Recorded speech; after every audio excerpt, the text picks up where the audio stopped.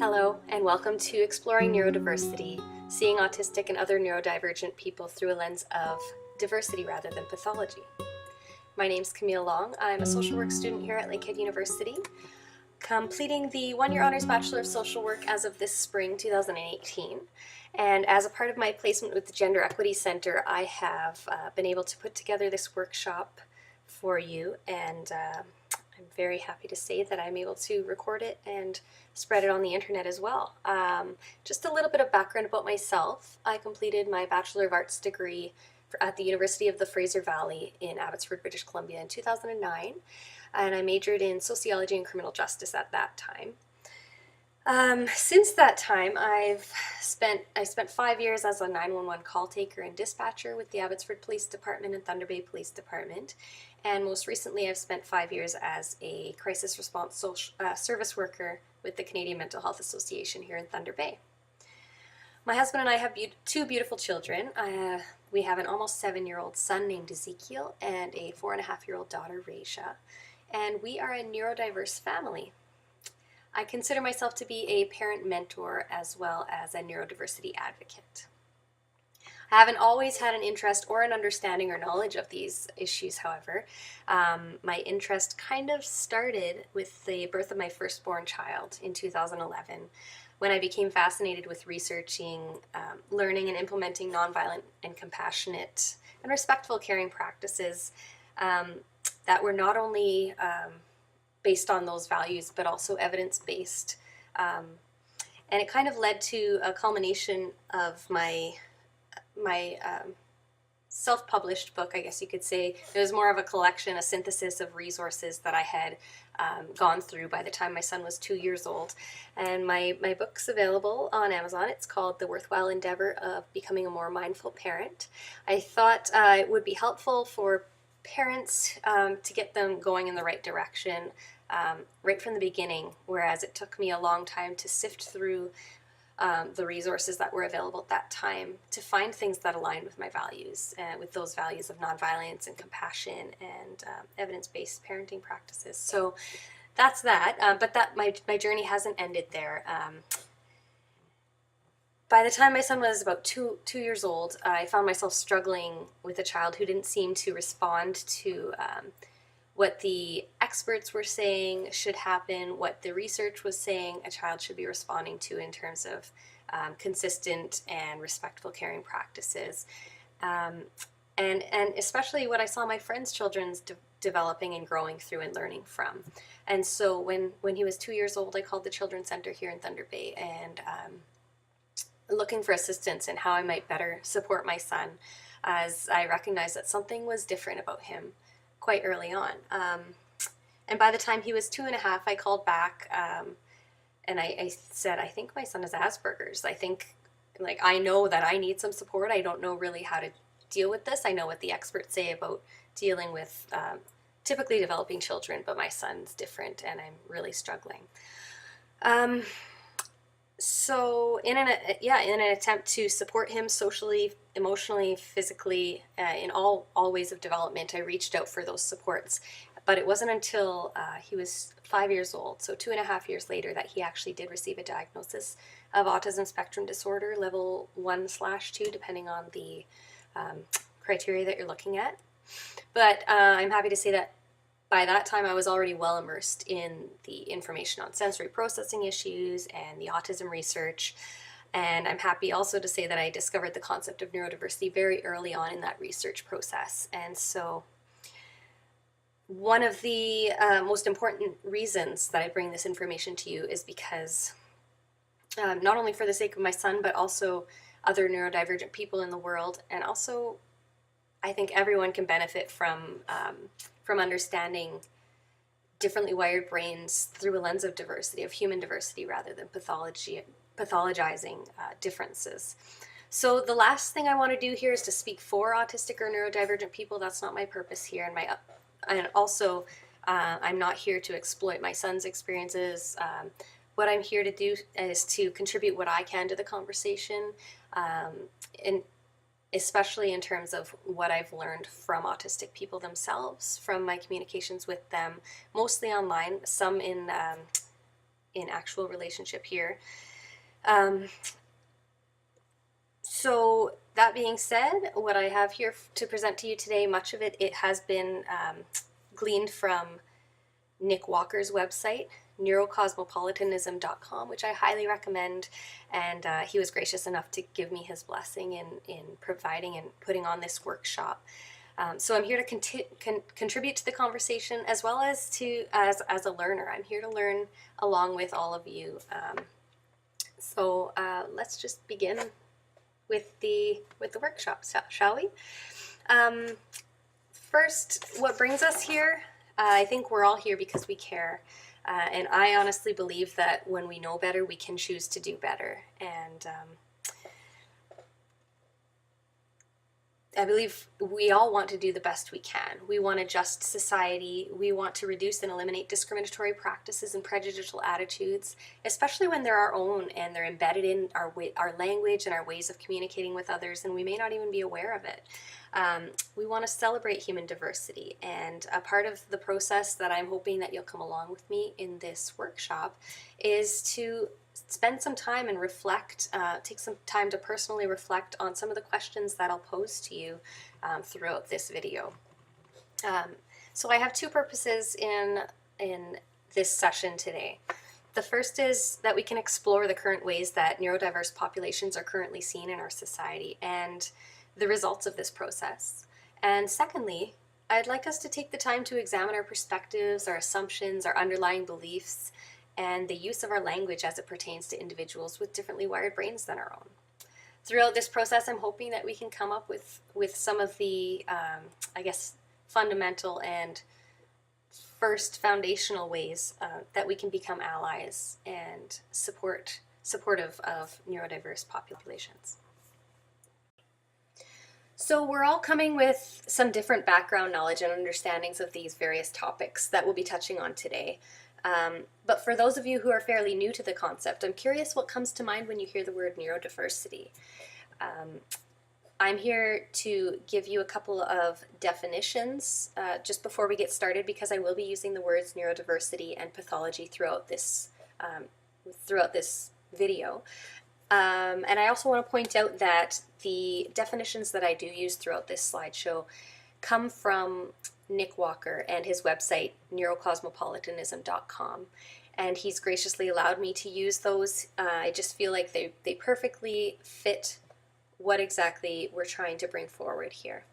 So the term neurodiversity is essentially a paradigm shift in how we think about people with differently wired brains. Atypical neurological development is a normal human brain variation that is to be recognized and respected as any other normal human variation. Pathology is defined as the study of the essential nature of diseases or abnormality compared to the norm. The current lens through which neurodiverse populations are currently seen. So when we're speaking of pathology, when we're speaking of neurodivergent brains and people through a lens of pathology, we're essentially taking the dominant brain type in our society and comparing all other brain wirings to that dominant brain type. We're saying this is the normal brain and everything else compared to that is abnormal. So let's start by taking a look at the current lens through which neurodiverse populations are seen, the lens of pathology. In an ideal world, there wouldn't be a need for labels or categories because all humans would be seen as valuable, worthy, and beneficial to our world, to our society. However, we do live in a society that sees difference and places differing values on those differences. We see divisions in age, race, and ability, and we inadvertently place differing values on or attribute a person's worth to what they contribute to our society or how well they fit into our society. We've created we've created labels to identify differences in brain wiring, for example. We have autism spectrum disorder to describe autistic brain wiring. We have ADHD to describe ADHD brain wiring. We have dyslexia, and so on. And so I'd like to ask you, I'd like you to consider, what kind of brain do you have? Asked a different way, does the dominant brain wiring in our society have a name? And if so, what is it? You see, the problem is, until recently, there was no name for the dominant group in our society because it was considered and assumed to be the normal brain. But what is normal? Is there a right kind of brain or a right way of being human? Nick Walker says that there are two basic assumptions made when we're looking through a lens of pathology. The first is that there is one right, normal, healthy, or ideal way for human brains to be configured to function and to be. And the second is that if your brain wiring deviates significantly from the dominant conceptions of normal, then there's ultimately something wrong with you. Essentially, the lens of pathology idealizes the idea of a normal brain and compares all others to that, describing them as abnormal. I'd like you to consider for a moment what the criteria for an autism diagnosis is in the DSM. What are the hallmark features that you're aware of? What do they look for when they're diagnosing these things? To list a few, there are deficits in social communication, restrictive and repetitive patterns of behaviors, intense interest, sensory difficulties, significant impairment in social, occupational, or other areas of functioning. How does someone get diagnosed in our society? What is the process? Essentially, it consists of a battery of assessments, tests, parent questionnaires, clinical observations, in-home, in-school observations, and the focus of all of these things is on finding deficits and deviations from the norm in various areas of functioning. The discovered differences are then labeled as disorders, with the belief and goal that when we can identify and recognize needs, we can help educators and parents to support the child to develop in these areas that they're deemed lacking, and to access necessary supports and services. Now, this goal in and of itself isn't wrong, but the process itself is not ideal, and too often it leads professionals, parents, and often the neurodivergent person themselves viewing that person as something that needs to be fixed. When my husband and I were in the process of advocating for a diagnosis for our son, for example, this process was hard for us because we naturally accommodated for his differences, his sensory differences, his intense interests or his ways of playing and his sensory preferences. We valued and accommodated these things. But in order for us to receive that diagnosis for him to be able to access necessary accommodations in this society, we essentially had to take the DSM criteria and list what was wrong with him, basically, and how he fit that criteria not of difference, but of deficit, delay, and not normal. One can only imagine the effects, the cumulative effects that this could have on a parent-child relationship, on the parent's perspective of that child, and on that child's development themselves. Now, earlier I asked you to think about what you would call the dominant brain type in our society, or what we often refer to as the normal brain in our society, and the term for that, it has been coined neurotypical, or NT for short. This neurotypical is the brain type that falls closest to the dominant societal standards of normal, whereas neurodivergent is a brain that functions in ways that diverge significantly from the dominant conceptions of what normal means. A neurominority is defined as a group of neurodivergent people who share a type of neurodivergence, so autistic people, for example. They're inseparable from their innate characteristics, but they're often faced with prejudice, misunderstanding, discrimination, and oppression from the dominant neurotypical majority, who insist on classifying their differences pathologically. So let's dive right into explore the concept of neurodiversity. Just to recap, neurodiversity is the diversity of human brains and minds, the infinite variation of neurocognitive functioning within our human species. Instead of seeing neurodivergent individuals as suffering from deficiency, disease, deficit, or dysfunction, we want to recognize and value their strengths and differences and support them in navigating environments that are not designed with their specific needs and experiences in mind. Is there an autism epidemic, or is it simply that we're growing in awareness, acceptance, and understanding of human differences that have been here all along? Historians have studied the lives of many historical figures. Einstein, Hans Christian Andersen, Thomas Jefferson, Charles Darwin, Mozart. They've determined that all of these individuals would have met the criteria for Asperger's. Einstein, for example, had difficulty with social interactions, was sensitive to touch, was highly intelligent, had very intense interests, and didn't speak till after he was 3 years old. Would Einstein have been encouraged in his intense interest in physics if he were labeled as having autism spectrum disorder and diverted from those special interests? What we worry about when we label these differently wired kids as disordered is that their innate creativity and interests are stifled as we rush them to therapy appointments. They begin to self-identify as wrong, focusing on what, the majority says needs to be fixed or developed. The goal becomes to make them appear as close to normal as possible. Instead, neurodiversity advocates propose that differences in neurology should be recognized and respected as a separate social category, similar to ethnicity, sexual orientation, gender, disability, rather than othered as a disorder or as abnormal. Thomas Armstrong, he was an early neurodiversity advocate. He wrote a couple of textbooks on the topic. He says this: "We need to discuss brain diversity in the same ways that we talk about cultural diversity and biodiversity. We don't diagnose individuals who have a different skin color as suffering from pigmentation dysfunction because that would be racist. In the same way, we shouldn't pathologize individuals who have differently wired brains and ways of thinking, learning, and being. These naturally occurring brain variations inevitably result in differences in perceptions, experiences, preferences, and expressions. Neurodivergent and neurotypical populations experience emotions and empathy in different ways. There are myths that autistic people, for example, don't experience empathy or the same emotions that neurotypical people do, and that's simply not true. The fact is that there are multiple things that come into play in terms of emotions and the expression of such, and two of the main things are processing time and the expression of emotions. Neurodivergent people sometimes take a lot more time or need a lot more time or space to process through an experience or through an emotion. And likewise, the expression of emotion may appear quite different. My son, when he was 4, for example, he would he'd do the typical yell at you when you're mad, but that wouldn't go on forever.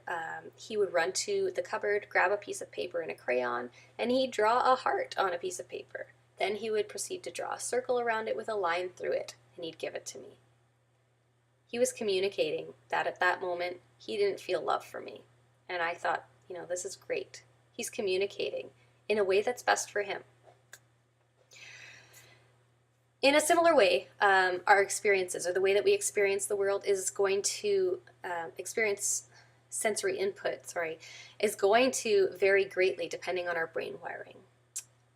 When we're talking about sensory input, we're talking about the 5 senses, but we're also talking about the internal bodily felt senses, or the way that your body feels in space. I don't think anyone would contest when I say that our society is built by and large by and for neurotypical brains. We live in an ever-increasingly fast-paced and loud society. Kids are made to sit for extended periods of time in overcrowded classrooms with fluorescent lighting and unpredictable routines, not to mention the increasing academic expectations that are placed on younger and younger ages. Not only that, but these neurodivergent kids, they have what we call stims in general society, which are essentially self-soothing techniques, as well as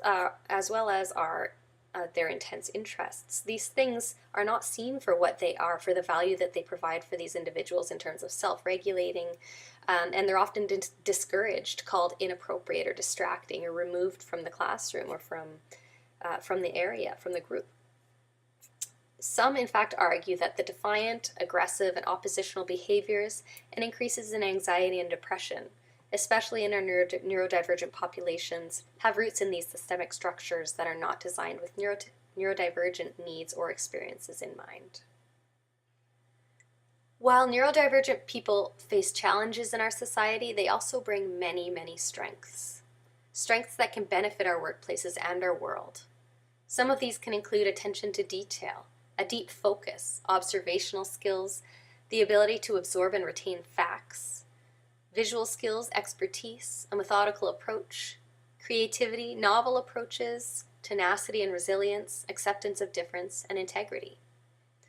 Nick Walker says this: "The greater the diversity of the pool of available minds, the greater the diversity of perspectives, talents, and ways of thinking, and thus the greater the probability of generating an original insight, solution, or creative contribution." I think our world could use a lot more of these traits.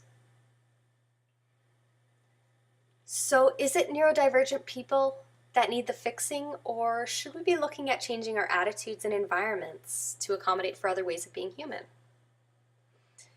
To recap what we've covered so far, I've made a chart here. We have the lens of pathology, the dominant lens through which neurodiverse people are currently seen in our society. On this side, we say society's fine. It's the individuals who are labeled as disordered that need the fixing. Our interventions are designed by assessing deficits and teaching skills that are deemed to be missing. And the focus is on top-down doing-to approaches to therapy. Normal is idealized, and we're looking through a medical model of disability. On the other side of the chart here, we have the lens of neurodiversity, which I've introduced to you today. On this side, we're recognizing that when people struggle, it's often because their environment needs to be adjusted to accommodate for the different ways that they're experiencing the world. The focus here is on collaborative working with strategies, and that is to accommodate for differences and ensure equal access. We are also valuing strengths, not to balance deemed or determined deficits, but to value strengths that may be unique to that individual, that may not be found in the neurotypical population. On this side, we're using the social model of disability.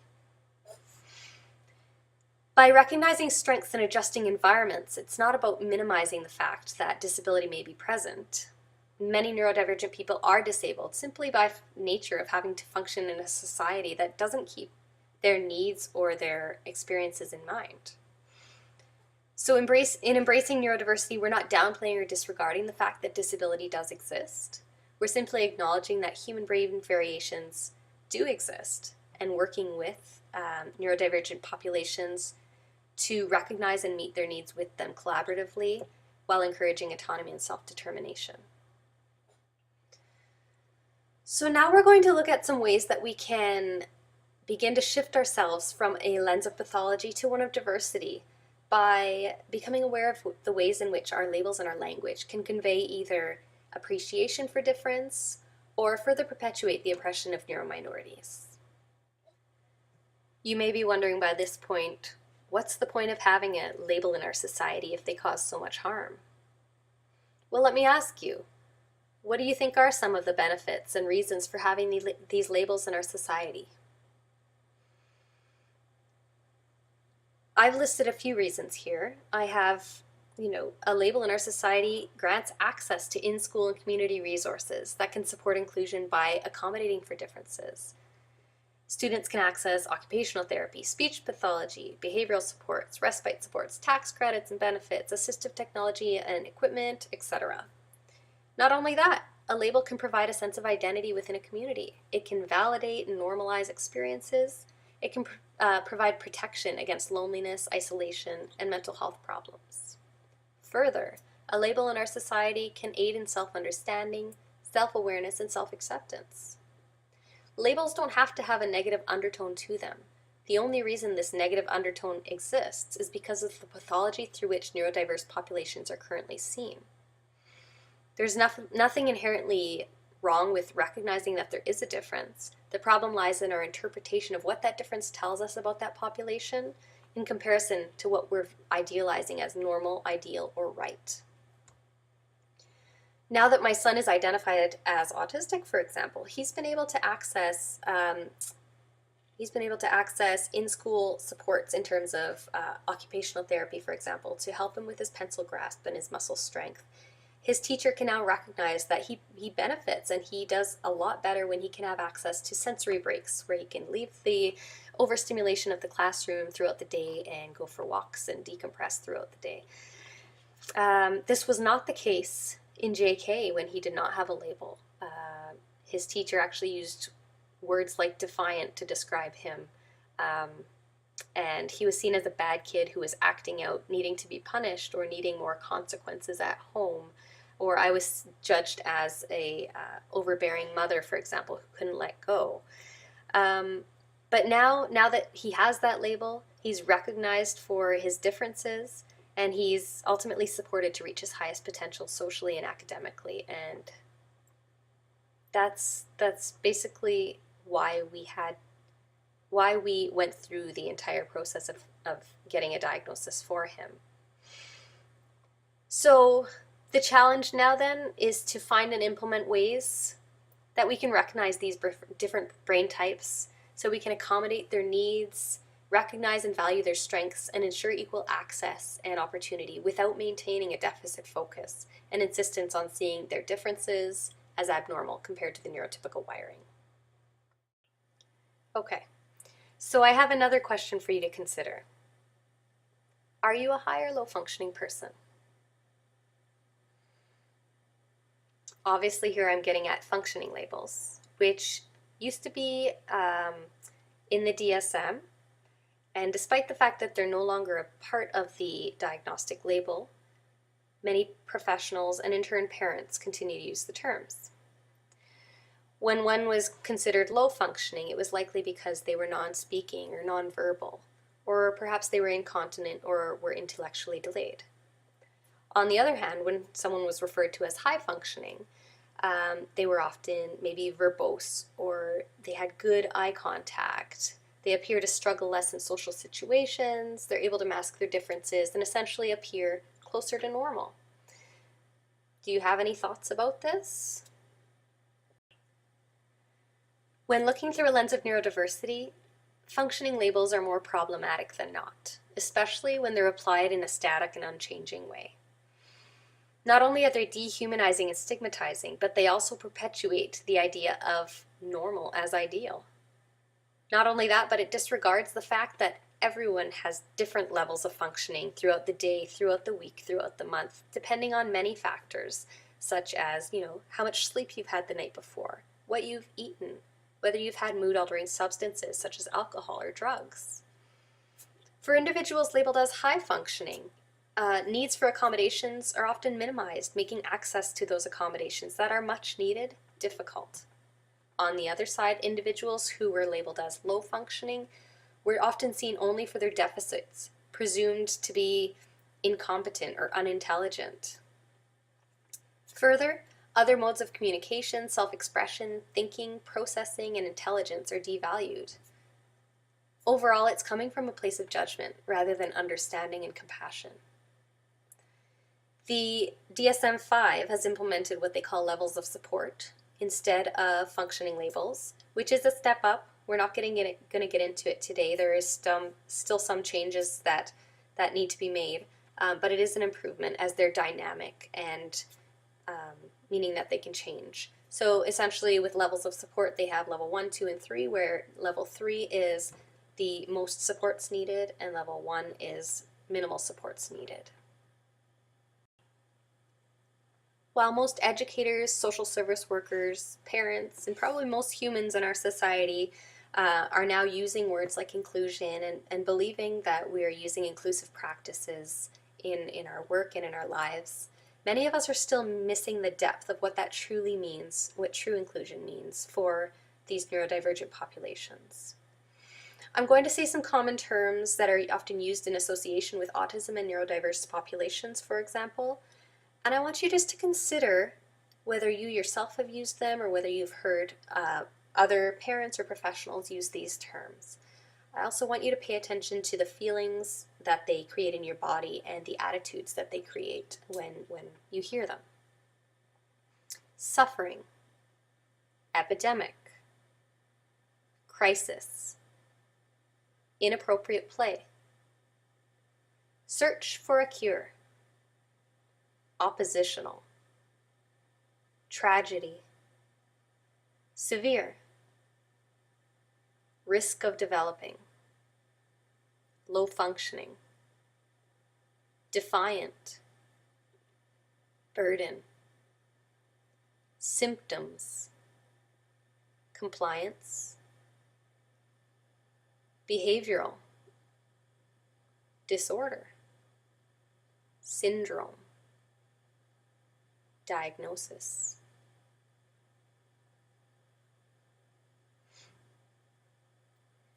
Do they feel inclusive to you?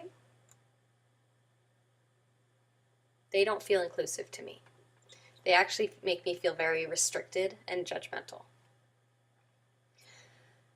These words ignore the fact that these differences have existed as long as humanity has existed.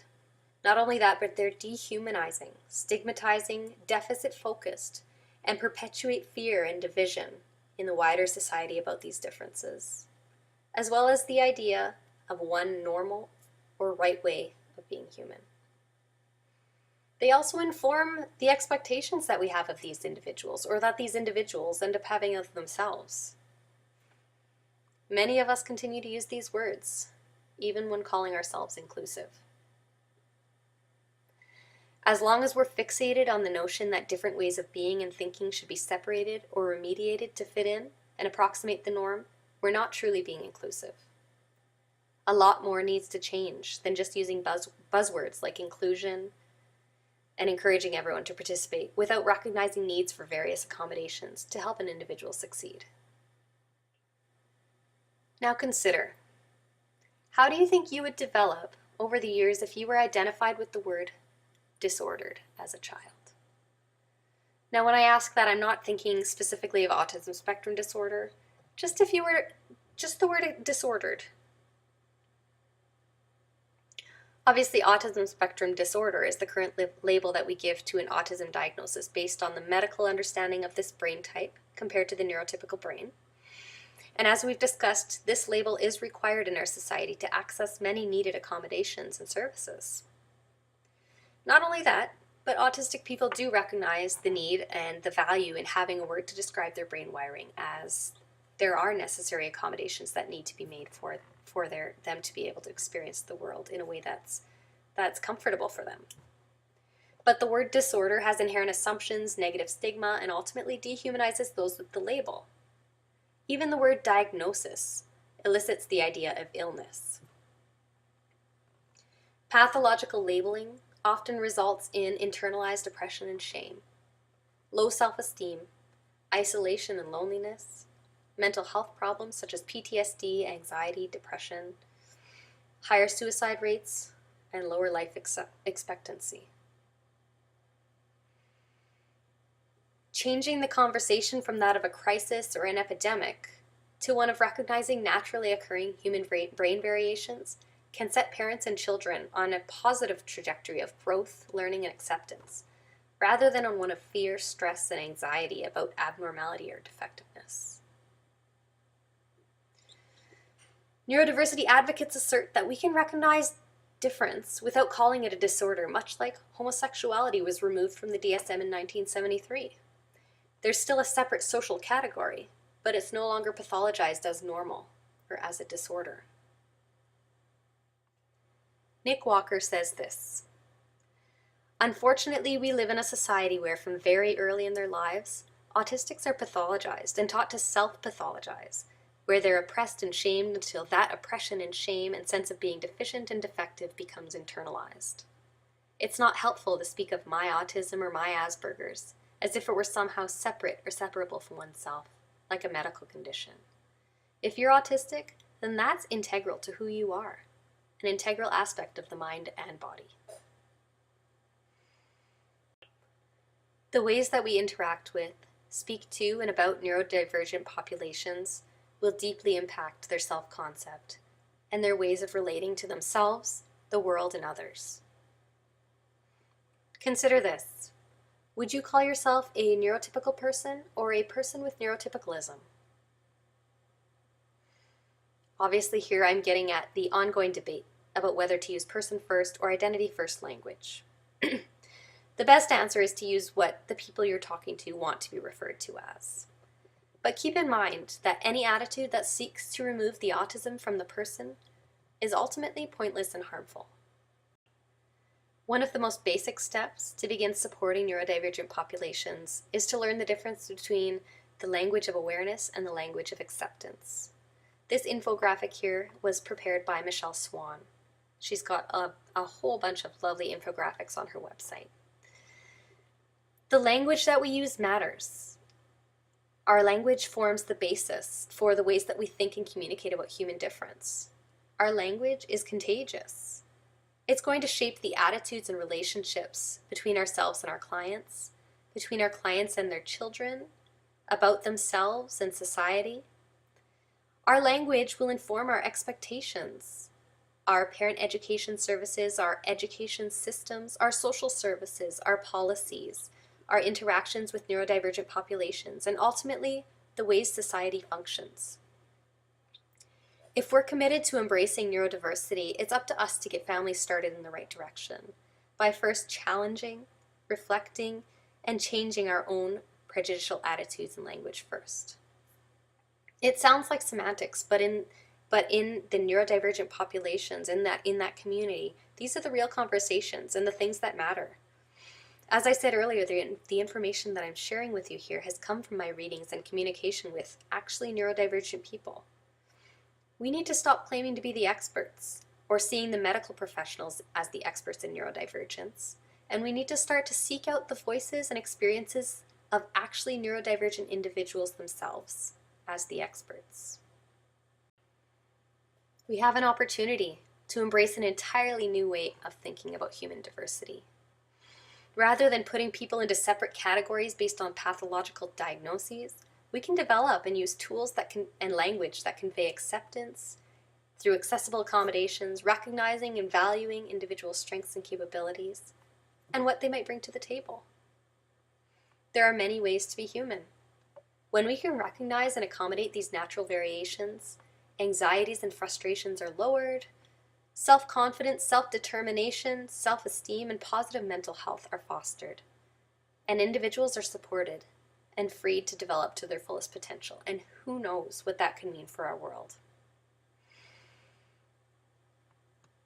Nick Walker has written a golden rule of neurodiversity. Respect the bodily, sensory, and cognitive needs of others, as you would want your own to be respected, whether or not you understand the reasons for those needs. Living by this golden rule can remind us about our shared humanity and the value, worth, and beauty in all people, regardless of brain wiring. So thank you for listening to my talk. I hope I've given you something to think about. Please feel free to email me at clong@lakeheadu.ca, and I can email you some of my recommended reading resources if some of the information here caught your interest. Also feel free to follow my Facebook page called The Worthwhile Endeavor of Becoming a More Mindful Parent. It's not neurodiversity specific, however I do end up sharing a lot of articles and information that is obviously seen through that lens because it's integral to the development of our society. But essentially the purpose of my Facebook page is to support parents and educators of young children in working on developing nonviolent, compassionate, and respectful caring practices of children with a specific lens on nonviolent communication. So thanks again, and I hope you've learned something or can take something away from this presentation.